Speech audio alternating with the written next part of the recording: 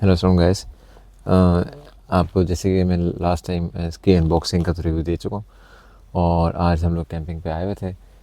दूसरी रात है आज, तो मैंने ये यूज़ किया। आप देख सकते होंगे ज़बरदस्त चल रहा है और इसने हीटिंग भी अच्छी खासी की हुई है।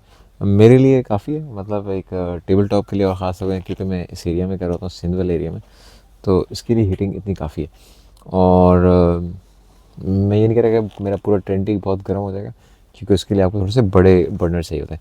बट क्योंकि टेबल टॉप है, छोटा है, तो इसकी हीटिंग अच्छी है। उसके अलावा ये याद रखिएगा, आपने इसके बाद अगर कुछ लेना होगा, आपने डंपर ही ख़रीदना होगा। साथ जो मिलता है खाली 4 पीसेस मिलते हैं। 4 पीसेस काफ़ी नहीं होते।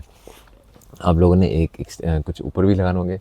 तकरीबन आपके टेंट से कोई 4 फीट ऊपर होना चाहिए, ठीक है, जहाँ से ये निकलेगा।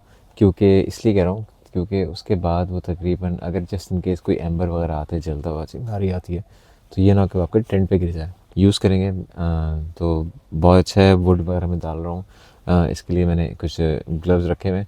H&M से मैंने ग्लव्स मंगवाए हुए हैं और ये हीट प्रूफ है और साथ ही साथ नॉन फ्लेमेबल है। इसको यूज़ करने के लिए आपके पास ग्लव्स होना चाहिए, साथ एक डैम्पर होना चाहिए। डैम्पर ये आप देख सकते होंगे, इससे मैं कंट्रोल कर सकता हूँ कि कितना जलेगा या कितना नहीं जलेगा। साथ इसका एक और अपना जो डैम्पर है, उसके बाद भी आपको ये चाहिए होता है, जस्ट इन केस उसकी हीट, ताकि यह कितना ऑक्सीजन इनटेक उसका बढ़े या अंदर कितना रह जाए, तो ताकि वो उससे ना जल जाए।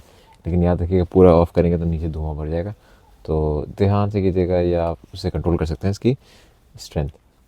लेकिन जहाँ तक मैं नेचर हाइक के इस प्रोडक्ट के रिव्यू दूंगा, ये बहुत अच्छा है, कन्वीनियंट है, छोटा है, स्मॉल, यूज़ करने में इजी है, इतना ज़्यादा बखेड़ा भी नहीं है, और हीट भी अच्छी खासी दे रहा है, अच्छी हीट दे रहा है। हमारे साथ हम लोग एक बेबी के साथ ट्रैवल कर रहे हैं माशाल्लाह, तो उसके साथ मैंने ये लगा दिया, तो वो काफ़ी गर्म भी हो रही है।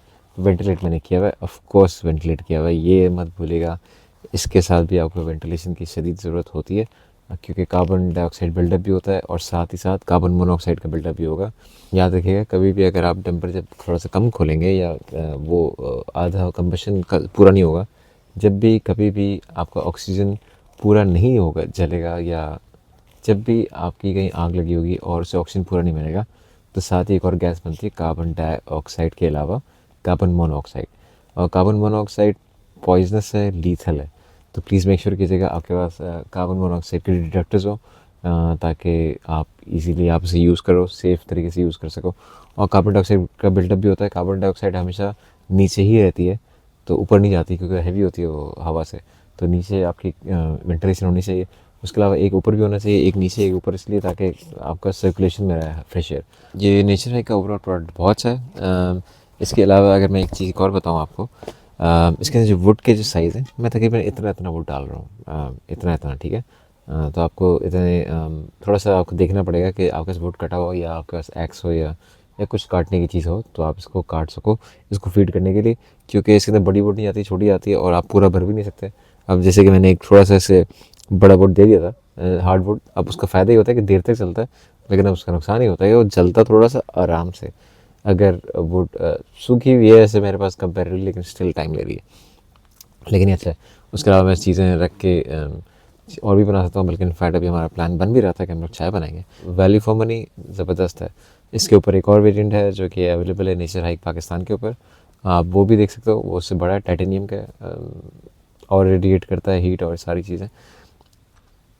लेकिन ये वाला बहुत कन्वीनियंट है, इजीली मैं मूव कर सकता हूँ।